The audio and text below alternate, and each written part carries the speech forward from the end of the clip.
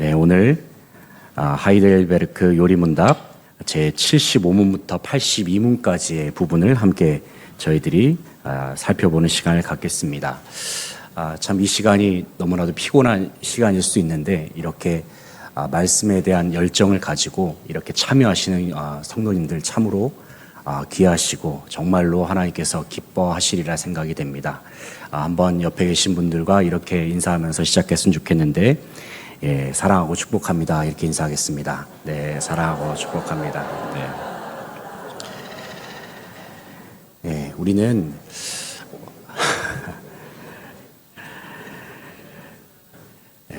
정말 사랑하고 축복하는 그 분위기가 물씬 풍기는 그러한 시간인 것 같습니다.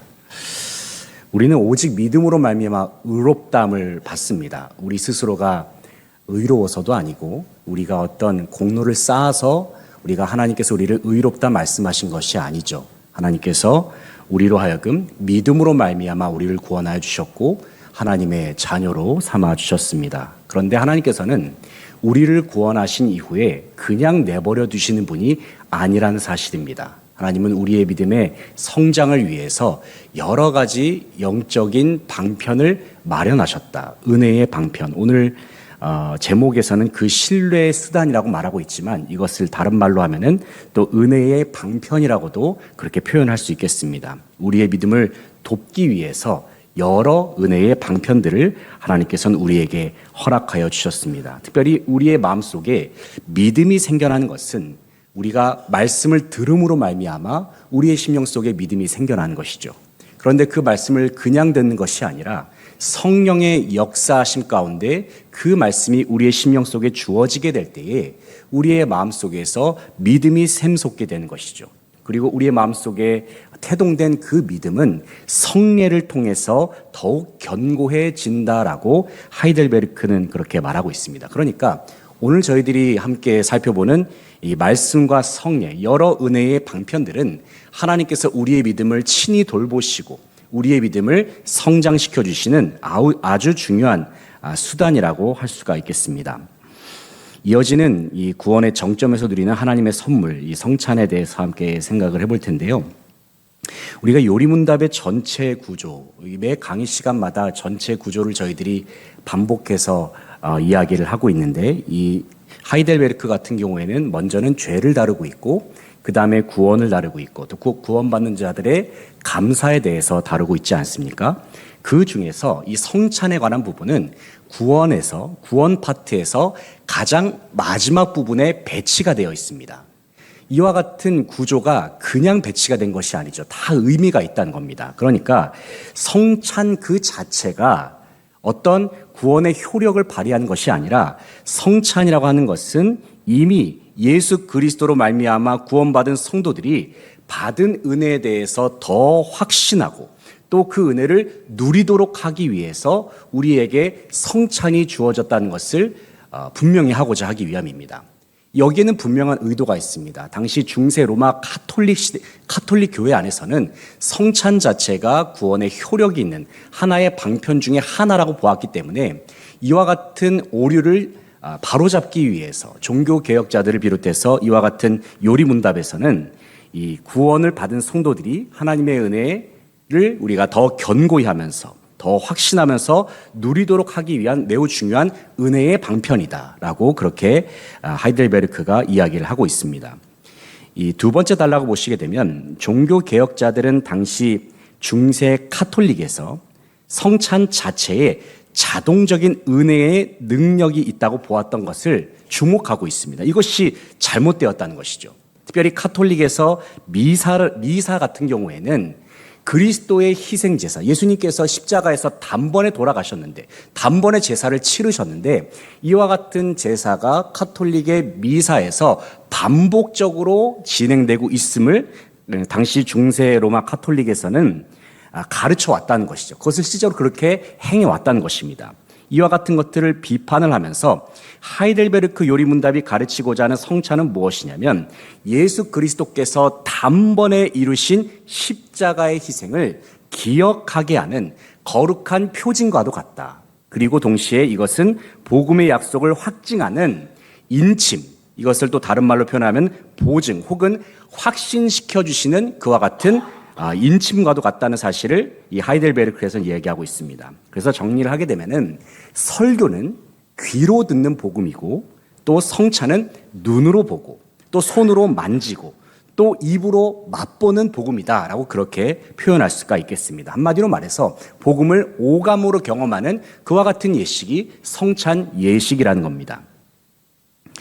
그 신뢰의 수단, 지난번에는 저희들이 이 세례에 대해서 함께 살펴본 바가 있는데, 하이델베르크 요리문답에서는 그 신뢰의 수단, 은혜의 방편을 가리켜서 크게 4가지를 제시를 하고 있습니다. 우리가 지난번에 살펴본 세례가 있고요. 그리고 우리가 오늘 함께 살펴보는 성찬이 있고, 그리고 저희가 다음에 살펴보게 될 설교와 권징이 바로 그 신뢰의 수단, 은혜의 방편이다, 그렇게 제시를 하고 있습니다. 이 4가지는 서로 유기적으로 연결이 되어서 성도의 신앙을 돌보는 역할을 감당한다고 이해하시면 되겠습니다. 이 관계들을 이해하게 되면은 이와 같은 은혜의 방편들이 교회 안에서 어떠한 역할을 하게 되는지 우리는 보다 선명하게 이해할 수가 있는데, 먼저 설교에 대해서 생각을 해보겠습니다. 설교. 이 설교는 저희가 다음번에 살펴보겠지만, 이 설교를 먼저 다루는 이유는, 설교는 설교는 이제 다른 말로 말씀 아닙니까? 이 말씀이라고 하는 것은 믿음의 출발점과도 같은 역할을 합니다. 성령 하나님께서 선포된 말씀을 통해서 죄인들의 귀를 열어주시고 그 마음속에 역사하시죠. 그래서 그 마음을 녹여내셔서 그들의 심령으로 하여금 믿음이 생겨나게 하는 역할을 성령 하나님께서 말씀을 통해서 역사하신다는 사실을 말하고 있습니다. 그래서 로마서 10장 17절 말씀에서 우리가 잘 알고 있는 것처럼 믿음은 어디서 납니까? 믿음은 들음에서 나는 것이죠. 그러나 이것은 그냥 듣는 것이 아니라 성령 하나님의 역사하심 가운데 말씀이 우리 가운데 들려지게 될 때에 우리의 심령 속에 믿음이 생겨난다라는 사실입니다. 그래서 설교라고 하는 것은 모든 은혜의 방편 중에서, 또 말씀이라고 하는 것은 모든 은혜의 방편 중에서 가장 기초적이고 본질적인 수단이다, 이렇게 이해할 수 있겠습니다. 그 다음으로 저희들이 언급하게 되는 것이 세례입니다. 세례라고 하는 것은 죄 씻음과 또 예수 그리스도와의 연합을 의미하는 그와 같은 성례전 중에 하나라고 할 수가 있겠습니다. 세례라고 하는 것은 복음의 시작을 알려주는 공적인 선언과도 같다는 겁니다. 그래서 세례를 할 때에 보통은 옛날의 그 세례 방식, 예수님께서 세례를 베푸셨던 그 당시를 떠올려 보게 되면은 세례는 원래 물에 잠겨야 하죠. 하지만 오늘날 저희들 이제 통합측 교단 같은 경우에는 이제 세례를 물로 적셔서 머리에 얹는 식으로 해서, 이것을 이제 영어로는 이제 스파클링 방식이라고 이야기하는데, 그렇게 뿌리는 방식 혹은 얹는 방식을 통해서 그렇게 세례를 행하고 있습니다. 이와 같은 가시적인 표를 통해서 이 세례가 의미하고자 하는 것은 성도의 죄 씻음과 함께 예수 그리스도와의 연합을 인쳐주는 역할. 여기서 인쳐준다라고 하는 것은 앞서 말씀드렸듯이 보증의 역할을 한다는 것입니다. 보증의 역할을 한다. 그런데 세례라고 하는 것은 반복해서 받습니까? 아니죠. 성도의 일생 중에서 단 한 번만 받습니다. 군인이 군복을 입는 것, 군인이 되었다는 임관식을 하는 것은 평생에 딱 한 번만 합니다. 임관식이 반복해서 진행되지 않듯이, 굳이 군인이라고 하는 것을 매번 임관을 하면서 증명하지 않아도 되듯이 세례도 마찬가지로 단 한 번만 진행된다는 것을 우리는 기억할 필요가 있습니다. 다음으로는 이제 성찬인데요. 성찬이라고 하는 것은 양육의 성격을 가지고 있습니다. 양육. 그러니까 세례를 통해서 성도가 영적으로 이제 성도로서 태어나게 되면 이제 성도가 일상을 살아가게 되지 않습니까? 거친 이 세상 속에서 믿음을 지키면서 살아가야 하는데, 그와 같은 성도들에게 계속해서 영적인 양식을 공급하는 시간, 바로 그 시간이 바로 성찬의 시간입니다. 그래서 정리를 하게 되면 세례가 출생을 의미한다고 하면은 성찬은 양육을 의미한다라고도 볼 수가 있겠습니다. 그래서 우리는 영적인 생명을 우리가 건강하게 유지하기 위해서 주님의 식탁, 주님께서 마련하신 성찬에 우리가 반복해서 나아갈 필요가 있다는 것입니다. 다음으로는 이제 권징입니다. 권징. 이 권징이라고 하는 것은 이 성찬의 거룩함을 지키기 위한 파수꾼과도 같은 역할을 한다, 이렇게 말하고 있습니다. 그러니까 참된 회개 없이 습관적으로 죄를 짓는 사람들이 성찬에 참여한 것에 대해서 이제 그것을 제한하는 역할을 감당하는 것이죠. 이것의 목적은 무엇이냐면 교회 공동체의 거룩함을 지켜내는 겁니다. 그러면서 한 영혼을 이제 더 이상 파멸로 빠지지 않게끔 하기 위해서 권징이 그와 같은 기능을 한다라고 보시면 되겠습니다. 이제 본격적으로 이제 75문부터 82문까지의 이제 원문과 해설 부분을 함께 살펴보게 될 텐데요. 먼저 75문에 나와 있는 원문을 함께 읽어주시면 감사하겠습니다. 성찬에서 당신은 그리스도께서 십자가 위에서 단번에 드리신 희생과 그 모든 유익에 참여하고 있음을 어떻게 깨닫고 확신하게 됩니까? 입니다. 이 질문의 의미가 무엇이겠습니까? 예수 그리스도의 십자가의 사건이 2000년 전에 일어난 사건이잖아요. 그것이 어떻게 현재를 살아가고 있는 우리와 어떻게 연결이 되는가? 그 부분을 묻는 질문이 되겠습니다. 십자가의 효력이 오늘을 살아가고 있는 우리에게 어떻게 나의 것으로 다가올 수가 있는가? 그 십자가 사건이 어떻게 나를 구원하신 그 놀라운 하나님의 구원의 사건일 수 있는가를 묻는 질문이 바로 75문의 질문이 되겠습니다. 그 질문에 대한 답을 함께 읽어보겠습니다.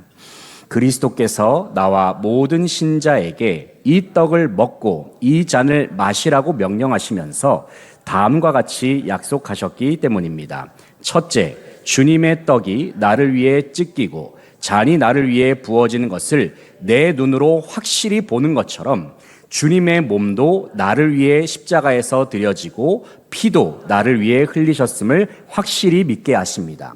둘째, 목사의 손에서 나누어주는 떡과 잔을 내가 실제로 받아 먹고 마시는 것처럼 그리스도께서도 십자가에 달리신 몸과 흘리신 피로 내 영혼을 영생에 이르도록 친히 먹이고 마시게 하심을 확실히 믿게 하십니다. 입니다. 여기서 이제 답 부분에서 목사의 손이라는 표현이 나오지 않습니까? 목사의 손. 이 성찬이라고 하는 것은 주님께서 하늘에서 직접 하신 일이 아니라 자신의 종을 통해서 행하시는 부분이라는 사실을 여기서 언급을 하고 있습니다. 오병이어 사건을 우리가 생각해 보게 되면은 당시에 양식을 분배할 때 예수님께서 제자들을 통해서 양식을 분배하신 것을 알 수가 있는데 그때 사람들을 50명씩 묻고 또 100명씩 앉게 해서 제자들을 통해서 먹게 하신 일화가 있습니다. 또 동시에 성찬이라고 하는 것은 눈에 보이는 말씀과도 같다는 겁니다. 그러므로 말씀의 봉사자인 목회자가 바로 성찬을 집례하는 것임을 여기서 이야기를 하고 있습니다. 그래서 이 성찬이라고 하는 것은 우리가 오감을 통해서 복음을 접하게 되는 것이죠. 오감을 통해서. 그러므로 우리가 목사님께서 우리가 떡을 떼시는 장면, 떡을 떼실 때 우리는 어떻게 해야 될까요? 이것을 고개 숙이고 계실 것이 아니라 떡을 떼시는 장면을 우리의 눈으로 봐야 합니다. 주님의 떡이 이렇게 뭉개지고 있구나, 찢겨지고 있구나, 이것이 정말로 주님의 몸을 의미하는 거구나라는 것을 우리가 두 눈으로 똑똑히 보면서 그 성찬에 참여해야 하는 것입니다. 동시에 잔을 따르는 그 장면도 마찬가지로 우리는 두 눈으로 그 장면을 확실하게 지켜보면서 이것이 성령 하나님을 통해서 우리에게 주어지는 거룩한 예식이라는 사실을 우리가 기억하면서 성찬에 참여할 필요가 있습니다. 그래서 떡이 쪼개지고 잔이 부어지는 모습을 우리가 눈으로 확인하면서 그것이 나를 위한 생명의 은혜라는 사실을 우리가 확실히 경험하게 되는 것이죠. 두 번째로 이제 십자가에 달리신 76문을 같이 한번 읽어주시면 감사하겠습니다. 십자가에 달리신 그리스도의 몸을 먹고 그의 흘리신 피를 마신다는 것은 무엇입니까? 이 말씀을 이제 하이델베르크 요리문답에서 언급하는 이유가 무엇이냐면 당시 성찬에 대해서 이방인들이 여러 가지 오해를 하고 있었기 때문입니다. 아니, 몸을 먹어? 아니, 이 피를 마신다고? 이것은 마치 이방인들이 성찬을 가리켜서 이것은 식인종의 예식이 아닌가. 이와 같은 비난과 또 비판을 했던 그 당시의 문화가 있었다는 것이죠. 그래서 이와 같은 이 성찬이 혹시 그들만의 비밀 의식은 아닌가, 잔인한 비밀 의식은 아닌가라고 하는 그와 같은 견해들이 있었는데, 바로 이와 같은 질문 속에서 하이델베르크 요리문답은 성찬의 참된 의미가 무엇인가를 보여주고자 한 것이고, 여러 미신적인 오해를 방지하기 위해서 76문을 제기하고 있습니다. 거기에 대한 답을 한번 같이 읽어주시겠습니다.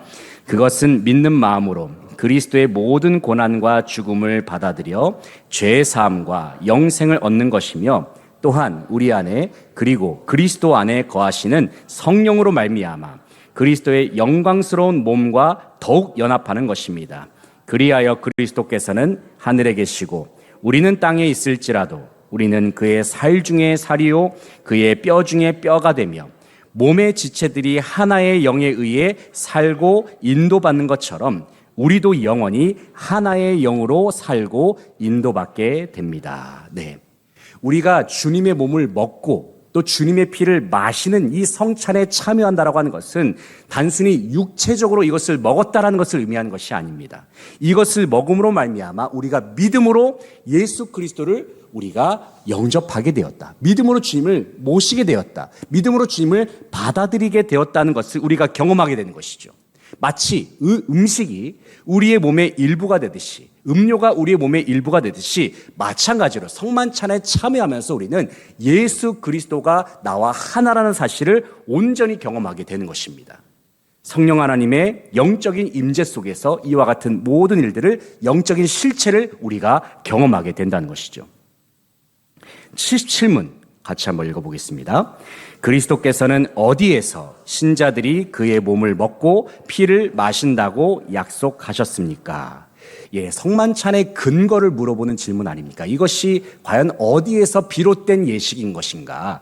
여기에 대한 질문을 하고 있습니다. 그래서 이 성찬이라고 하는 것이 단순히 근본 없는 그러한 하나의 퍼포먼스가 아니라 이것은 주님께서 친히 명령하신 예식이란 사실을 이 하이델베르크 요리문답이 강조하고자 하는 것이죠. 한번 답 부분을 같이 한번 읽어보겠습니다. 성찬을 제정하실 때에 다음과 같이 말씀하셨습니다. 내가 너희에게 전한 것은 주께 받은 것이니 곧 주 예수께서 잡히시던 밤에 떡을 가지사 축사하시고 떼어 이르시되 이것은 너희를 위하는 내 몸이니 이것을 행하여 나를 기념하라 하시고 식후에 또한 그와 같이 잔을 가지시고 이르시되 이 잔은 내 피로 세운 새 언약이니 이것을 행하여 마실 때마다 나를 기념하라 하셨으니 너희가 이 떡을 먹으며 이 잔을 마실 때마다 주의 죽으심을 그가 오실 때까지 전하는 것이니라. 이 말씀은 저희가 아까 읽어본 이 고린도전서의 말씀과도 같죠. 이 성만찬의 기원의 말씀은 이 고린도전서의 말씀과 함께 여러 복음서에 나오는 주님께서 마지막 만찬 때에 하신 말씀을 근거로 하고 있다는 것을 알 수가 있습니다. 그러니까 성만찬의 이 예식은 바로 주님의 신실하신 말씀에 근거한 예식이라는 것을 분명하게 언급하고 있는 것입니다. 이어지는 78문을 보시겠습니다. 78문 같이 한번 읽어보겠습니다. 떡과 포도주는 실제로 그리스도의 몸과 피로 변합니까? 네, 이와 같은 견해를 말한 이 단체가 어디입니까? 이 교회라고 해야 될까요? 어디죠? 중세 가톨릭 교회죠. 중세 가톨릭 교회. 실제로 이 떡과 포도주가 실제로 그리스도의 몸과 피로 변한다. 이것을 세 글자로 말하면 무슨 설입니까? 요즘 수박이 아주 맛있는데, 화채설이죠. 네, 화채설. 그 화채가 아니고요. 화채.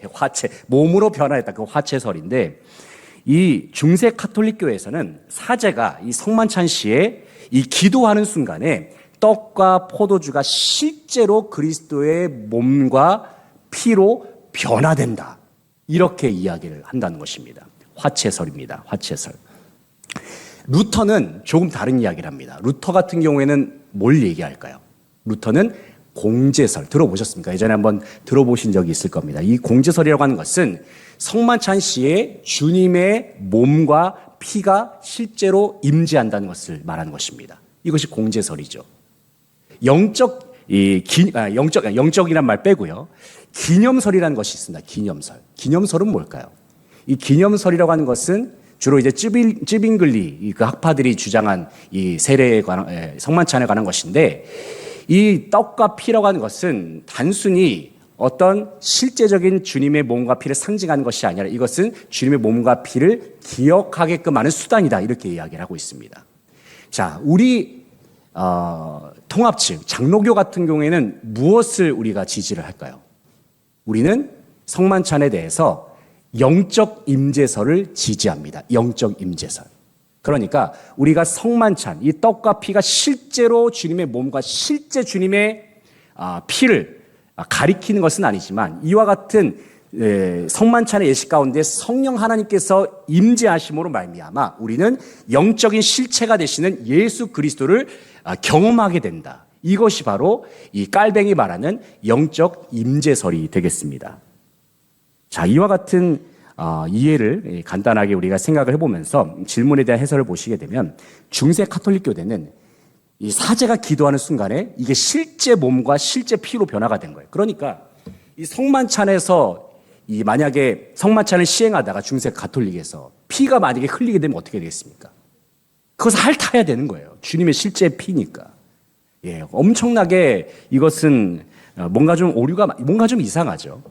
이 성찬을 뭔가 마술적인 의식으로 이해하는 그와 같은 모습들. 그래서 이 하이델베르크 요리 문답은 이와 같은 성만찬의 이 중세 카톨릭에 있었던 여러 오류를 바로잡기 위해서 이 성찬이 어떤 물질적인 의미가 있는가를 다루고 있는 것입니다. 자, 답을 한번 읽어보겠습니다. 아닙니다. 세례의 물이 실제로 그리스도의 피로 변하거나 그 자체로 죄를 씻어버리는 것이 아니라 다만 하나님께서 주신 표징이자 보증인 것처럼 성찬의 떡도 그리스도의 실제 몸으로 변하는 것이 아닙니다. 떡은 성례의 본질과 관례에 따라 그리스도의 몸이라 불릴 뿐 그 본질에 있어서는 여전히 일반적인 떡으로 남아 있습니다. 예. 그러니까 이 요리문답은 화채설을 거부하죠. 실제 몸과 실제 피로 변화되는 것이 아니다. 그 본질이 변화되는 것이 아니라는 겁니다. 이 세례를 받을 때의 물이 어떤 그것이 본질적으로 변화되지 않는 것과도 같은 맥락인 것입니다. 주님께서 그렇다면 이것을 가리켜서 떡을 가리켜서 이것은 내 몸이라고 말씀하시고 또 피를 가리켜서 이것은 내가 흘린 보배로운 피다. 이 두 가지를 주님께서 말씀하신 이유가 무엇일까요? 이것을 문자적인 의미로 말씀하신 것이 아니라는 것이죠. 이것은 성례적인 의미로서 우리에게 표현하셨다. 우리는 이렇게 이해를 해야 된다는 겁니다. 그러니까 성례적인 의미. 그러니까 만약에 우리가 예수님께서 하신 말씀 중에서 문자적으로 이해해야 할 필요성이 있는 표현이 무엇입니까? 나는 그리스도다. 이것은 문자적으로 우리가 받아들이면 됩니다. 예수님이 실제로 그리스도로 오셨기 때문에 이것은 문자적으로 예수님이 그리스도가 맞는 것이죠. 또 이런 표현도 있습니다. 상징적인 표현들. 나는 포도나무다. 예수님이 실제 포도나무셔서 그렇게 포도나무라고 표현하신 겁니까? 그렇지가 않습니다. 이 포도나무라고 표현하신 것은 상징적인 표현입니다. 자, 여기서 주님께서 떡과 잔을 가리켜서 이것이 내 몸이고 이것이 내 피다라고 말씀하신 것은 이와 같은 떡과 피를 통해서 주님의 영적인 실체를 경험할 수 있다라고 하는 성례전적인 의미로서 이것을 우리에게 설명하셨다라고 우리는 이해하시면 되겠습니다. 그래서 이 성만찬의 신비는 물질적인 변화에 있는 것이 아니라 성령 하나님께서 이 평범해 보이는 떡과 피를 통해서 우리에게 은혜를 베풀어 주시는 놀라운 역사가 이 성만찬 속에 들어가 있는 아주 비밀과도 같다는 것입니다. 자, 79문 같이 한번 읽어보겠습니다. 79문. 그렇다면 왜 그리스도께서는 떡을 그의 몸이라 하시고 잔을 그의 피 혹은 그의 피로 세운 새 언약이라 부르셨습니까? 자, 이 질문을 하이델베르크에서 언급하게 된 그 이유가 있습니다. 왜냐하면 앞에서 78문에서 떡과 피는 실제 주님의 몸과 실제 주님의 피가 아니라고 말했기 때문입니다. 자, 그러니까 이 질문을 하면서 이 하이델베르크 요리문답은 균형을 좀 잡고자 하는 것이죠. 앞에서 떡이 진짜 살로 변하는 것도 아니고 진짜 피로 변하는 것이 아닌데 그렇게 되면은 그렇다면 이 성만찬을 행하는 떡과 피는 별로 중요하지 않은 것인가? 이와 같이 여겨질 수도 있는 그러한 위험성이 있다는 겁니다. 그래서 여기서 말하는 것이 무엇이냐면 이것은 아무런 능력이 없는 어떤 기념설에서 주장하는 그런 어떤 이 떡과 피는 단순히 주님의 십자가 사건을 기억하게만 하는 도구일 뿐이다. 이런 식으로 그렇게 받아들일 것도 아니고 이 떡과 피라고 하는 것이 어떤 아무런 의미도 없는 빈 껍데기와 같은 그런 제세례파적인 관점도 아니라는 것입니다. 그래서 이 질문은 어떤 중세 카톨릭의 화채설을 배격하면서 이 성만찬이 가지고 있는 아주 깊은 영적인 효력, 바로 우리 통합 측에서 말하고 있는 영적 임재설을 말하기 위해서 지금 이 질문을 제기한 겁니다. 그렇다면 우리는 주님의 떡과 주님의 주님의 이 떡과 잔을 우리가 이것을 어떻게 받아들일 수 있는가? 한번 답부분을 같이 한번 읽어보겠습니다. 그렇게 부르신 데에는 중요한 이유가 있습니다. 첫째는 떡과 포도주가 우리 육신의 생명을 유지시켜 주듯이 십자가에 달리신 그리스도의 몸과 흘리신 피가 우리 영혼을 영생으로 인도하는 참된 양식과 음료가 됨을 가르쳐 주시기 위함입니다. 둘째는 이 눈에 보이는 표징과 보증을 통해 우리가 그리스도의 참된 고난과 순종에 참여하는 것이 마치 우리 자신이 친히 고난을 받고 대가를 치른 것처럼 확실하다는 것을 성령의 역사를 통해 보증해 주시기 위함입니다. 지금 이 표현이 중요하다는 겁니다. 성령의 역사를 통해서. 성령의 역사. 그래서 성만찬의 예식의 어떻게 보면 가장 핵심적인 요소는 성령의 역사하심입니다. 그래서 이 개혁교회 전통에 의하면 영적 임재설을 강조하고 있습니다. 그러니까 성찬이 어떤 성령의 역사하심을 통해서 그리스도의 대속으로 말미암아 산다라고 하는 것을 우리가 주님의 떡을 나누고 또 주님의 잔을 마시는 가운데 우리가 영적으로 이것을 우리가 깨닫게 된다는 겁니다. 또한 이 성만찬이라고 하는 것은 예수 그리스도의 십자가의 고난과 죽음이 바로 나를 위한 사건이라는 사실을 우리가 확실히 보증받는 그러한 성격의 의미가 있다는 겁니다. 그래서 떡과 잔은 이것이 본질 자체가 변하는 것은 아니지만 믿음으로 참여한 자들은 이 성만찬에 참여할 때의 중요한 요소도 마찬가지로 믿음입니다. 이것을 통해서 주님께서 우리에게 임하여 주신다. 주님의 영적인 실체를 우리가 경험할 수 있다라고 하는 그와 같은 믿음을 우리가 가지면서 성찬에 참여해야 하는 것인데 바로 그와 같은 믿음으로 참여할 때에 우리는 성령 하나님 안에서 예수 그리스도의 구속의 유익함과 그 신비와 풍성함을 우리가 온몸으로 경험할 수 있게 됩니다. 80문입니다. 같이 한번 읽어보겠습니다. 주님의 성찬과 로마 가톨릭의 미사는 어떤 차이가 있습니까? 이 질문이 한마디로 말해서 로마 가톨릭의 미사에는 잘못된 부분이 너무 많다는 것을 지적하는 질문인 것입니다. 이 예배의 유일성을 수호하고자 하는 이 교리적 파수꾼과 같은 역할의 질문이라고 할 수가 있는데 거기에 대한 답을 한번 읽어보겠습니다. 성찬은 예수 그리스도께서 십자가 위에서 단번에 드리신 단 한 번의 희생제사로 말미암아 우리의 모든 죄가 완전히 사해졌음을 증언하며 또한 우리가 성령을 통해 하늘에 계신 그리스도와 연합되어 있음을 확증합니다. 그러나 미사는 살아있는 자나 죽은 자의 죄 사함을 위해 사제가 매번 미사에서 그리스도를 제물로 드리지 않으면 그들은 그리스도의 고난을 통한 구원을 얻지 못한다고 가르칩니다. 따라서 미사는 본질적으로 예수 그리스도의 단번의 희생제사와 고난을 부인하는 것이며 저주받을 우상숭배에 불과합니다. 자, 중세 로마 가톨릭에서 이와 같은 미사를 통해서 이 미사를 통해서 예수 그리스도의 십자가의 희생제사를 드리는 부분을 이제 하이델베르크 요리문답에서 지적을 하고 있습니다. 예수 그리스도께서는 십자가에 단번에 죽으셨습니다. 그 단번에 죽으심으로 말미암아 구원의 효력이 우리 가운데 이미 주어졌는데 당시 로마 가톨릭에서는 미사를 통해서 성만찬의 예식을 통해서 구원은 우리가 성만찬을 통해서 이와 같은 그리스도의 희생제사를 사제를 통해서 직접적으로 드림으로 말미암아 죄사함과 구원이 우리에게 주어진다. 이것이 로마 가톨릭의 당시의 주장이었다는 것입니다. 그래서 이와 같은 주장들을 가리켜서 당시 이 하이델베르크 요리문답에서 이것을 어떻게 규정을 하고 있습니다. 이것은 마지막 부분에 저주받을 우상숭배와도 같다. 그것은 완전 이단과도 같은 그와 같은 교리를 당신들이 지금 행하고 있는 것이다라고 그렇게 하이델베르크 요리문답이 지적을 하고 있습니다. 이 미사라는 말이 이런 의미가 있다고 합니다. 해산이라는 의미가 있다고 합니다. 해산하라.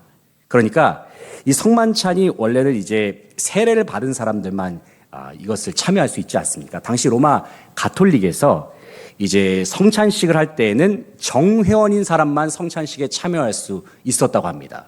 그러니까 당시 로마 가톨릭 교회에서 정회원인 사람들과 그렇지 않은 사람들이 이제 예배로 치면 이제 일부 예배인 것이죠. 뒤에 순서는 성찬이라고 치면 앞 순서에서 함께 다 같이 예배를 드렸다가 이제 성찬 순서가 되기 직전에 이제 사제가 해산 이렇게 외치는 겁니다. 그러면 누구만 남겠습니까? 정회원만 남고 이제 나머지는 다 이제 나가야 되는 거죠. 그래서 그 사람들이 함께 모여서 이제 미사를 행함으로써 또 성찬에 참여하면서 그와 같은 예식에 참여하는 바로 거기에서 기원한 말이 이제 미사라는 그런 말이라고 합니다. 근데 이제 여기서 말하고 있는 로마 가톨릭에서의 미사는 이제 밑에서 두 번째 줄 보시게 되면 그 희생을 반복하는 제사로 이해한다는 겁니다. 그러니까 미사 때에 피가 없는 형태로 해서 십자가의 사건을 재현을 하는 겁니다. 그래서 신부의 기도를 통해서 사제의 기도를 통해서 이 떡과 피가 실제 주님의 몸과 실제 주님의 피로 변하게 되기 때문에 이 신부의 역할은 실제로 제단에서 예수 그리스도를 하나님께 바치는 역할을 계속 감당하게 되더라는 겁니다. 여러분 이 이야기를 들으면서 뭔가 이것이 이단인가 가톨릭인가 이렇게 좀 뭔가 혼란스럽지 않으십니까? 당시 중세 로마 가톨릭이 그랬다는 겁니다. 그러나 여기서 말하고자 하는 분명한 사실은 그리스도의 희생은 몇 번으로 이루어졌습니까? 단 한 번으로 이루어졌다는 것을 분명하게 하고 있다는 겁니다. 자, 81문 같이 한번 읽어보겠습니다. 누가 주님의 식탁에 참여해야 합니까? 자, 이 질문은 성찬에 참여할 수 있는 자격이 어떻게 되는가? 영적인 자격에 대해서 이야기를 하고 있습니다. 과연 내가 성찬에 참여할 수 있을까? 나는 자격이 될까라고 하는 낙심한 성도들, 뭔가 위축되어 있는 성도들에게 주는 그러한 권면과도 같은 부분이라고 할 수가 있는데, 자, 답부분을 한번 읽어보도록 하겠습니다. 자신의 죄 때문에 진심으로 미워하고 슬퍼하면서도 그리스도로 말미암아 자신의 죄가 사해졌고 남아있는 연약함 또한 그의 고난과 죽음으로 덮여졌음을 믿는 자들입니다. 또한 믿음이 더욱 강해지고 삶이 더욱 거룩해지기를 간절히 소망하는 자들입니다. 그러나 회개하지 않고 외식하는 자들이 성찬에 참여하는 것은 스스로에게 심판을 먹고 마시는 것입니다. 자, 여기서 성찬에 참여하는 자격이 있는 사람은 완벽한 사람이 아니라는 겁니다. 어떤 외적으로 완벽함을 가지고 있는 사람, 뭔가 스스로 의롭다라고 생각한 사람이 성찬에 참여하는 것이 아니라, 자, 제가 밑줄을 쳐놨는데 어떤 사람이 성찬에 참여할 수 있습니까? 자신의 죄에 대해서 아파하면서 예수 그리스도를 의지하는 죄인을 위한 자리이다. 그러니까 성찬에 참여하는 가장 핵심적인 요소가 두 가지라는 거예요. 그것은 회개와 믿음입니다. 우리가 회개하지 않고서 어떻게 하나님을 아빠, 아버지라고 우리가 부를 수가 있습니까?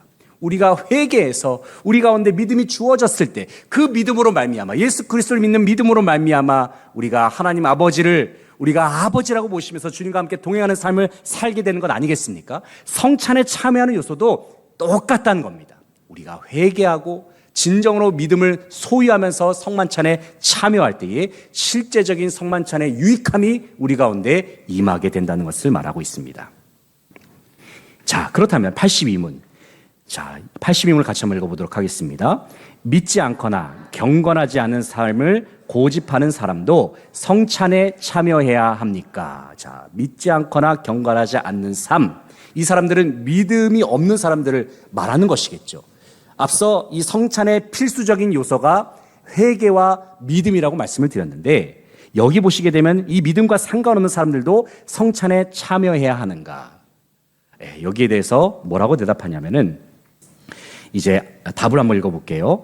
안 됩니다. 그렇게 하는 것은 하나님의 언약을 더럽히는 행위이며 회중 전체에 하나님의 진노를 불러일으키는 가증한 일입니다. 그러므로 교회의 임무는 그리스도와 사도들의 명령을 따라 천국 열쇠의 권세를 사용하여 그러한 자들이 삶을 돌이키고 회개할 때까지 성찬에 참여하지 못하도록 막아야 합니다.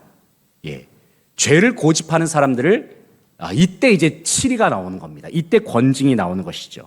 권징을 해야 하는 이유가 무엇이냐면 그들로 하여금 돌이키게 하기 위해서 성찬에 참여하기에 합당한 모습으로 세우기 위해서, 성도를 세우기 위해서 이와 같은 권징을 사용해야 한다. 치리를 사용해야 된다. 그렇게 말씀하고 있습니다. 그래서 불신자나 회개가 없는 자들은 성찬에 참여해서는 안 된다. 물론 우리가 오늘날에 이와 같은 엄격한 기준을 적용하고 있지는 않지만 기본적으로 우리가 성찬의 원리가 그렇다는 겁니다. 성찬은 기본적으로 주님 앞에 회개한 죄인들, 그래서 하나님의 자녀된 백성들이 진정 주님 앞에 나와서 믿음으로 드리는 예식이 성만찬 예식이기 때문에 그와 같은 성도 한 사람 한 사람을 세우기 위한 치리와 권징도 필요하다는 것을 여기서 이야기하고 있습니다. 이 치리와 권징의 목적이 이것입니다. 식탁의 순전함을 지키는 것이죠. 성만찬은 거룩한 주님의 만찬입니다. 이 거룩함을 보존하기 위해서, 그리고 죄인으로 하여금 하나님께로 돌아오게 하기 위해서 치리와 권징을 행한다, 이렇게 말하고 있습니다. 특별히 신방 우리가 많이 하지 않습니까? 신방이라고 하는 것도 이와 비슷한 맥락을 가지고 있습니다. 신방은 이 교인들의 형편을 부지런히 살피면서 돌보는 것 아닙니까? 그런데 여기서 중요한 목적이 무엇이냐면 그렇게 신방을 받는 성도들, 그 성도들을 성찬을 보호하고 그들로 하여금 성찬에 참석하도록 하기 위해서 신방을 한다라고 그렇게 요리문답에선 말하고 있습니다. 그러니까 성찬을 받기에 합당한 생활을 하도록 그들을 권하고 또 성찬에 참여할 자격이 있는지 점검하는 목적으로서 신방을 행한다. 그렇게 신방에 대해서도 요리문답에서 이야기를 하고 있습니다. 자, 이제 결론인데요. 예수 그리스도의 십자가의 사랑을 기념하는 성찬은 주님께서 우리를 위하여서 친히 마련해 두신 식탁입니다. 식탁. 우리가 가정에서 이 가족들과 함께 둘러앉아서 우리가 맛있는 밥을 먹으면은 참 그 시간만큼 우리에게 따뜻함을 주는 시간이 없고 또 우리의 마음속에 또 잔잔한 위로와 함께 또 육체적으로도 우리에게 새 힘과 능력을 우리가 경험하게 되지 않습니까? 그 식탁의 자리. 바로 성찬이 어쩌면 그와 같다는 겁니다. 주님께서 마련하신 그 식탁의 시간을 통해서 우리가 다시 한번 어떻게 보면 믿음의 생활이 참으로 쉽지 않은 경우도 있지만 주님께서, 우리 아버지가 되시는 주님께서 친히 마련하신 식탁을 통해서 우리가 다시 한번 새 힘을 경험하게 되는 것이죠. 다시금 일어서서 주님의 뜻대로 제가 살아가겠습니다. 예수님의 십자가와 부활을 기억하면서 주님의 영광을 위해서 내가 살아가겠습니다. 바로 그와 같은 다짐과 결단이 있는 시간이 바로 이 성만찬의 시간입니다. 주님께서 우리에게 영적인 영양분을 공급해 주시는 시간, 우리로 하여금 다시금 회복시키셔서 우리로 하여금 사명의 자리라고 했네요. 제가 사명의 자리로 우리를 부르시는 시간, 우리를 파송하시는 시간, 바로 그 시간이 성만찬이라는 겁니다. 성찬을 통해서 우리는 우리 아버지 하나님께서 자녀들을 친히 먹여주시고 돌보아 주시는 아버지의 손길, 어머니의 손길을 우리는 경험할 수가 있습니다. 성찬 예식을 통해서 우리는 나를 위해서 찢기신, 뭉개지신 주님의 몸을 우리가 경험할 수가 있고 또 나를 위해서 십자가에서 흘리신 주님의 보혈을 우리가 경험할 수가 있습니다. 그리고 성찬 예식을 통해서 우리는 다시 한번 이 예식을 통해서 우리가 예수 그리스도와 하나가 되었구나, 주님이 우리 안에 계시고 내가 주님 안에 거하는구나, 이 사실을 성만찬 예식을 통해서 다시 한번 우리가 되새길 수가 있다는 겁니다. 동시에 더 나아가서 성찬은 단순히 개인만이 하는 것이 아니죠. 성찬은 공동체적인 시간입니다. 이 성찬 예식을 통해서 우리 모두가, 우리 교회가 예수 그리스도 안에서 한 몸이구나, 이 사실을 우리가 성찬을 통해서 경험하게 되는 것입니다. 한번 마지막 단락은 같이 한번 읽어볼까요? 마지막 단락 같이 한번 읽어보겠습니다. 주님의 거룩한 식탁인 성찬에 참여할 때마다 먼저는 우리를 향한 주님의 완전한 사랑을 기억할 수 있기를 소망합니다. 동시에 사랑하는 교우들과 함께 성찬에 참여하는 가운데 이 자리에 함께한 우리 모두가 주님 안에서 하나라는 사실을 기억할 수 있기를 소망합니다. 예수 그리스도께서 우리를 사랑하신 것처럼 우리 안에도 서로 사랑하는 아름다움이 충만하여서 더욱 하나된 모습으로 주님께 영광을 돌려드리는 우리 성지 공동체가 되기를 간절히 바라고 소망합니다. 아멘.